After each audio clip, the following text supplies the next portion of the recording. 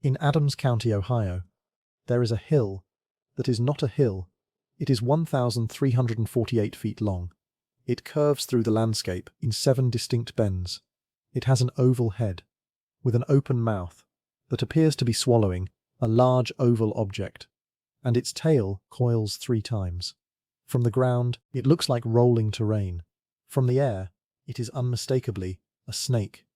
The Serpent Mound is the largest serpent effigy ever built by human hands anywhere on Earth, and it was constructed on the site of an ancient asteroid impact. Not near it, not beside it, on it. The mound follows the exact contours of the crater rim, created when a meteorite struck this location 300 million years ago. Who built it? We don't know. When was it built? We don't know that either. What does it mean? We have theories. We have alignment data. We have carbon dates that contradict each other. What we don't have is an explanation that everyone agrees on. The Serpent Mound sits on a bluff above Brush Creek in southern Ohio. The structure itself is between 1 and 3 feet high and about 20 feet wide across its body, but its length, 1,348 feet, makes it visible from above in a way that is genuinely startling. You cannot see it properly from the ground. The people who built it could not see it from the ground either. They had no aircraft. They had no elevated vantage point high enough to see the full figure, which raises the first of many questions. If you cannot see what you are building from the place where you are building it, how do you know what it looks like? How do you maintain the proportions of a serpent across 1,348 feet of earthwork without being able to see the whole shape? The precision of the Serpent Mound is not approximate. The curves are smooth. The coils are even. The figure is coherent across a distance that its builders could never have seen in its entirety. The crater beneath the mound adds another layer of mystery. The Serpentine Hill, as geologists call the formation, was created approximately 300 million years ago when a meteorite struck what is now Adams County, Ohio. The impact shattered and deformed the bedrock in a distinctive pattern, still visible in the geological record. The crater is not dramatic. From the surface, it looks like a gentle rise, a natural bluff above a creek, but the rock beneath tells a different story. Shatter cones, shocked quartz, impact breccia. The geological signatures of a catastrophic impact are present in the bedrock directly beneath the Serpent Mound. Someone chose this exact location, not a flat plain nearby, not the valley below, not the ridge a mile to the east. This specific rise, this specific formation, the place where something fell from the sky 300 million years ago. Did they know about the impact? We don't know. Did the unusual geology of the site, the fractured rock, the magnetic anomalies that impact craters sometimes produce, draw them to this location? We don't know that either. What we know is that they chose the crater and they built the snake on it. The question of who built the Serpent Mound has been debated for 150 years, and the answer has changed when Frederick Ward Putnam of Harvard University surveyed and preserved the site. In the 1880s, he attributed the mound to the Adena culture, a group of Native American peoples who inhabited the Ohio Valley between roughly 800 BCE and 100 CE. 2 nearby burial mounds of Adena origin supported this attribution. For most of the 20th century, Serpent Mound was an Adena site.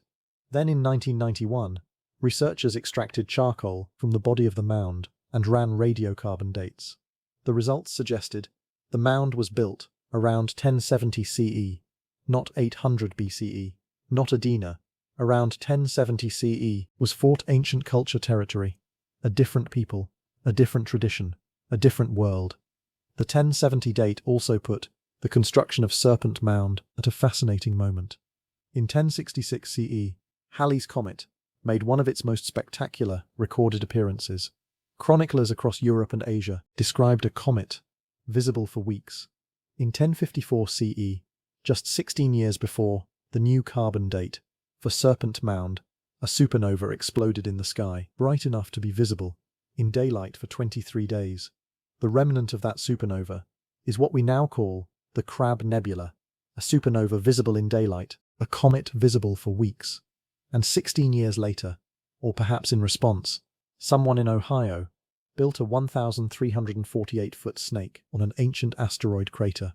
Is there a connection? We don't know, but researchers have noted that the head of the serpent aligns with the summer solstice sunset. The coils of the tail appear to align with the winter solstice sunrise and the equinoxes. This is a celestial instrument built on a cosmic impact site during an era of dramatic celestial events. Whether that is coincidence or intention is the question that Serpent Mound refuses to answer. And then in 2014, new research complicated everything again. Fresh charcoal samples and improved dating techniques produced dates that pushed back toward the original Adena attribution. The new dates suggested construction somewhere between 300 BCE and 300 CE, Adena or Hopewell, not Fort Ancient. The 1991 dates, the new research suggested, may have sampled charcoal from a much later repair to the mound rather than its original construction. We now have two competing scientific conclusions from the same mound. One says it was built around 1070 CE. One says it was built around 300 BCE. That is a difference of over 1,300 years. We genuinely do not know when this mound was built. We do not know who built it. And the mound has been standing here for at least 1,000 years, and possibly over 2,000, waiting for us to figure it out. The oval object at the head of the serpent, the thing that the open mouth appears to be swallowing, has its own debate. Some researchers read it as an egg.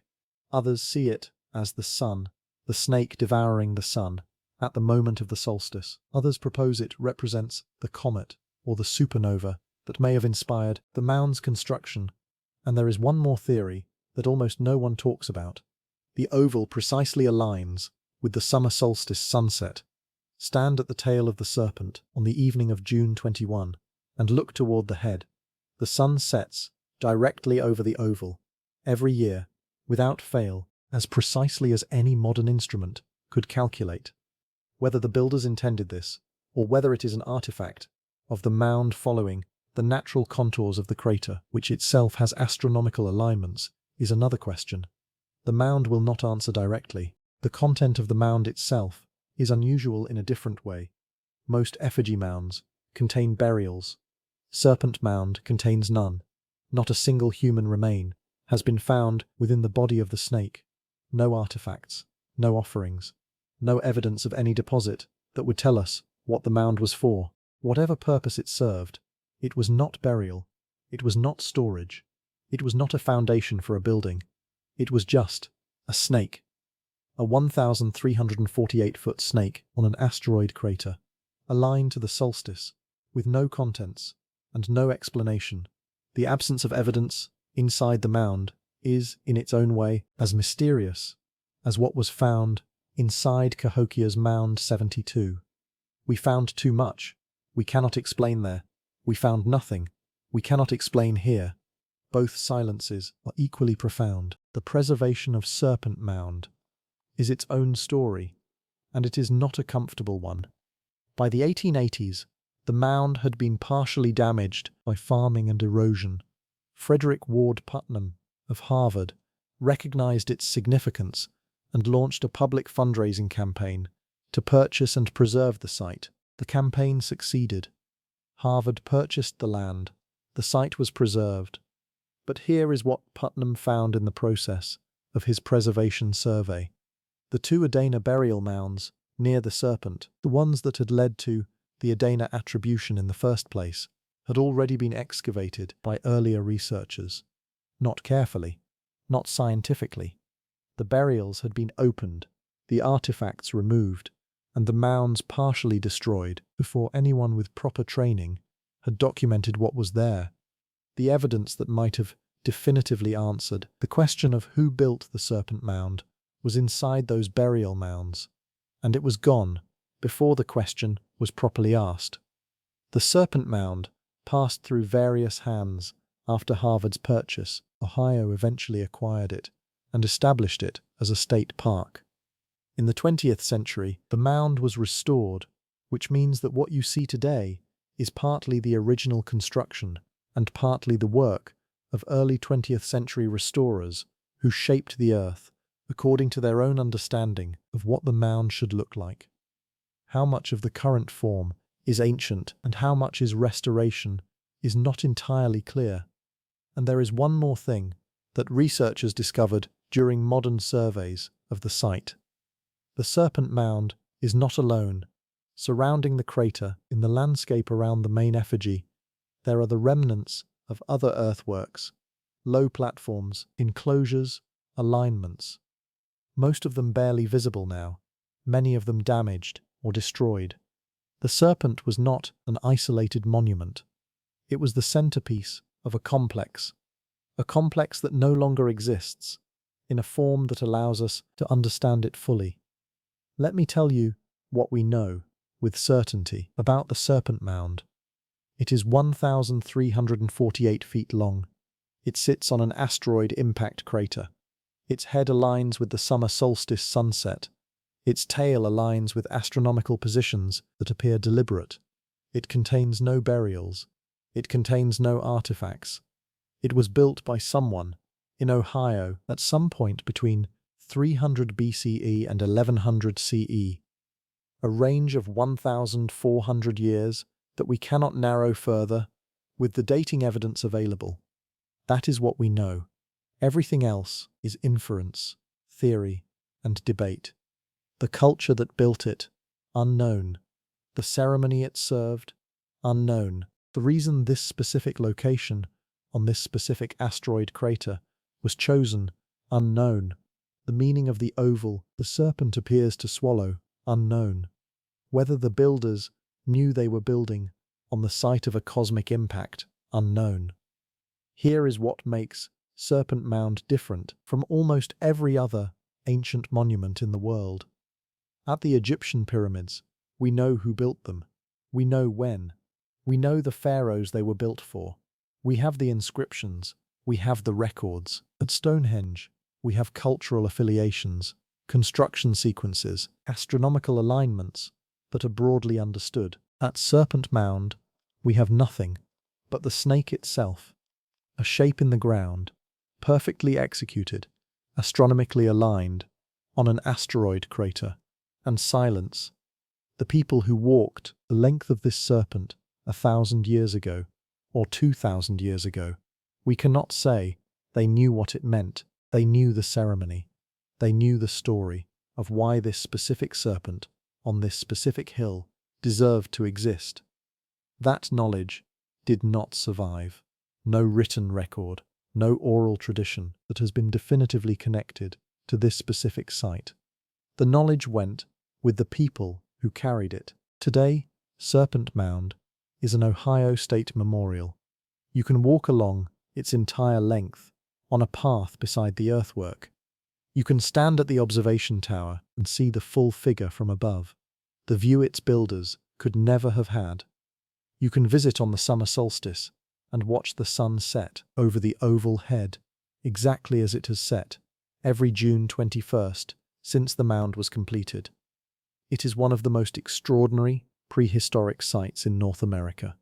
It gets about 100,000 visitors a year, a 1,348-foot hand-built snake on an ancient asteroid crater, aligned to the solstice, whose builders we cannot identify, whose purpose we cannot determine, whose date we cannot agree on. In Adams County, Ohio. This is what is in Ohio. This is what the history books didn't tell you was there.